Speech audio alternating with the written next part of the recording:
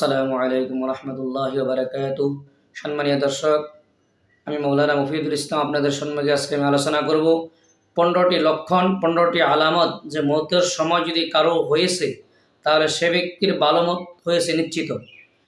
প্রিয় ভাইয়েরা, এই 15টি আলামত যাদের মৃত্যুর সময় আমরা দেখেছি বা দেখব তাদের নিশ্চয় ভালো মত হয়েছে।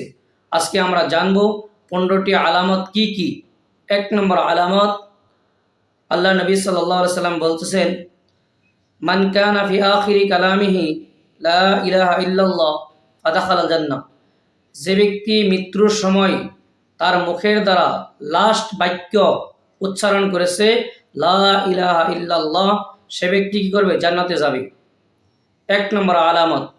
2 নম্বর আলামত হইতেছে যে মৃত্যুর সময় যারা ইমানদার হবে তাদের কপালে, তাদের এই পেশানিটা দামে যাবে, অল্প অল্প পানি পানি হয়ে যাবে। 2 নম্বর আলামত। যদি সেরকম নিশানি পাওয়া যায়, আলামত পাওয়া যায়, তাহলে সেটা সুন্দর মত হয়েছে, ভালো মত হয়েছে।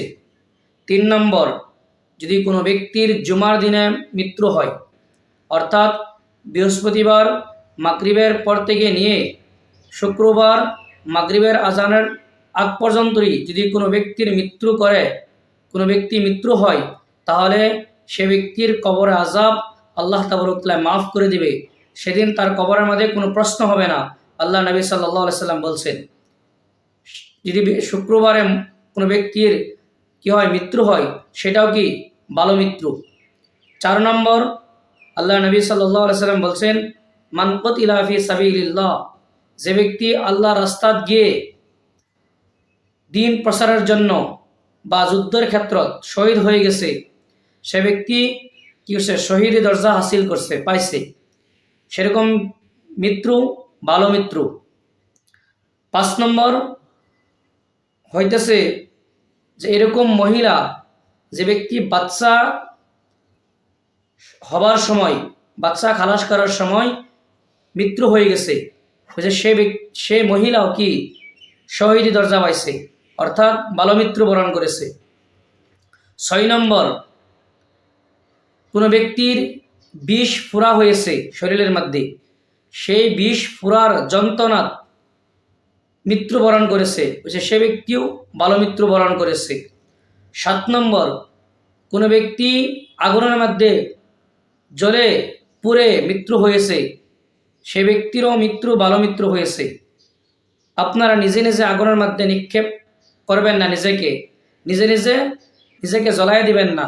যদি নিজেকে নিজে জ্বলাই দেন, তাহলে আপনি নিজে আত্মহত্যা করলেন, আর আত্মহত্যা মানে নিজেকে জাহান্নামের মধ্যে নিক্ষেপ করলেন।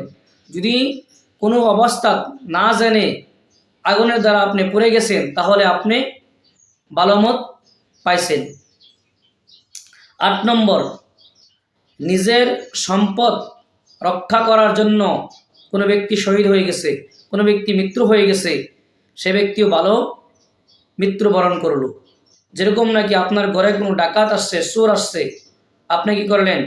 চোরকে ঘর থেকে বাহির করার জন্য চেষ্টা করতে গিয়ে আপনাকে চোরে মেরে ফেললো, ডাকাতে মেরে ফেললো, তাকে বলতেছে যে এই মৃত্যুটা আপনার ভালো মৃত্যু হয়েছে।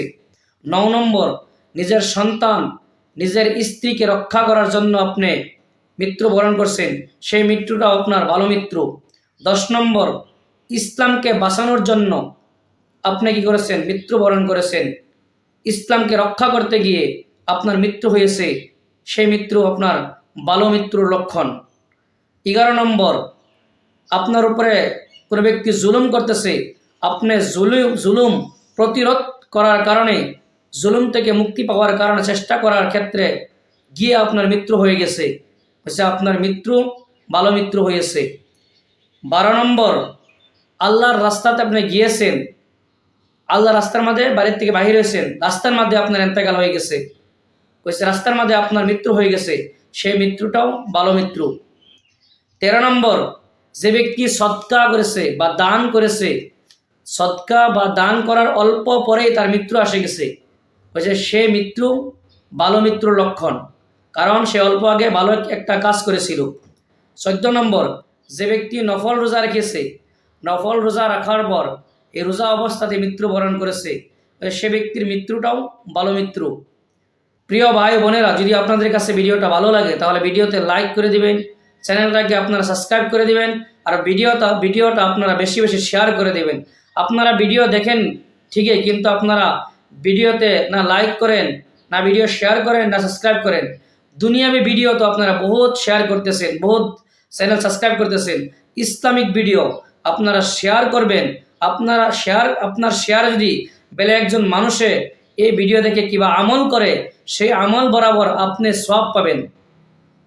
আপনার দুনিয়াতেও সওয়াবের দরকার আছে, আখিরাতেও দরকার আছে।